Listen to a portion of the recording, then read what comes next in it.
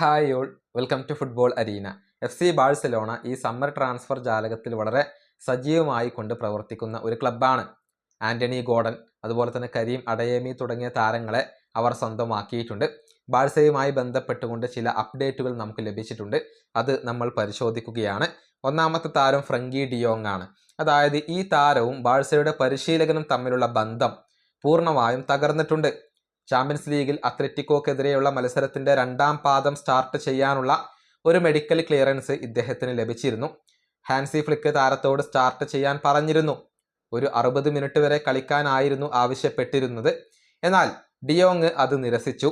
Risk എടുക്കാൻ താൻ തയ്യാറല്ല എന്നായിരുന്നു ഫ്രങ്കി ഡിയോങ് പറഞ്ഞിരുന്നത്. ഇതോടുകൂടിയാണ് ഇരുവരും തമ്മിലുള്ള ബന്ധം തകർന്നത്. നിലവിൽ ഡിയോങ്ങിനെ ഫ്ലിക്ക് പരിഗണിക്കുന്നില്ല. അദ്ദേഹത്തെ ഒഴിവാക്കാൻ ഹാൻസി ഫ്ലിക്ക് ക്ലബിനോട് ആവശ്യപ്പെട്ടു എന്നാണ് ജെറാർഡ് റൊമേറോ ഇപ്പോൾ റിപ്പോർട്ട് ചെയ്തിട്ടുള്ളത്.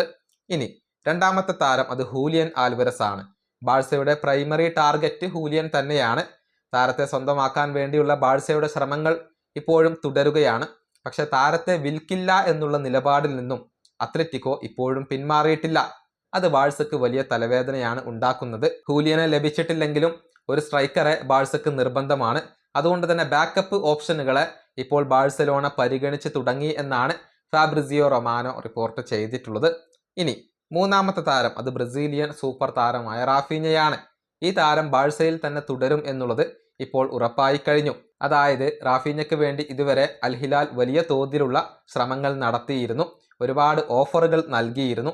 എന്നാൽ അതെല്ലാം ഈ ബ്രസീലിയൻ താരം നിരസിച്ചു. ബാഴ്സയിൽ തന്നെ തുടരാനാണ് താൻ ഉദ്ദേശിക്കുന്നത് എന്നുള്ള കാര്യം ഈ ക്ലബിനെ ഒരിക്കൽ കൂടി അദ്ദേഹം അറിയിച്ചിട്ടുണ്ട്. ഇതോടുകൂടി അൽ ഹിലാൽ ഈ താരത്തിന് വേണ്ടിയുള്ള ശ്രമങ്ങൾ ഇപ്പോൾ പൂർണ്ണമായും ഉപേക്ഷിച്ചിട്ടുണ്ട്. പകരം ഡച്ച് സൂപ്പർ താരമായ സമ്മർ വില്ലിന് വേണ്ടിയാണ് അവരിപ്പോൾ ശ്രമിച്ചു കൊണ്ടിരിക്കുന്നത്.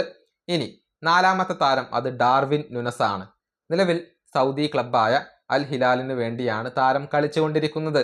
എന്നാൽ കരീം ബെൻസിമ വന്നതിന് ശേഷം അദ്ദേഹത്തിന് അവസരങ്ങൾ ലഭിക്കുന്നില്ല.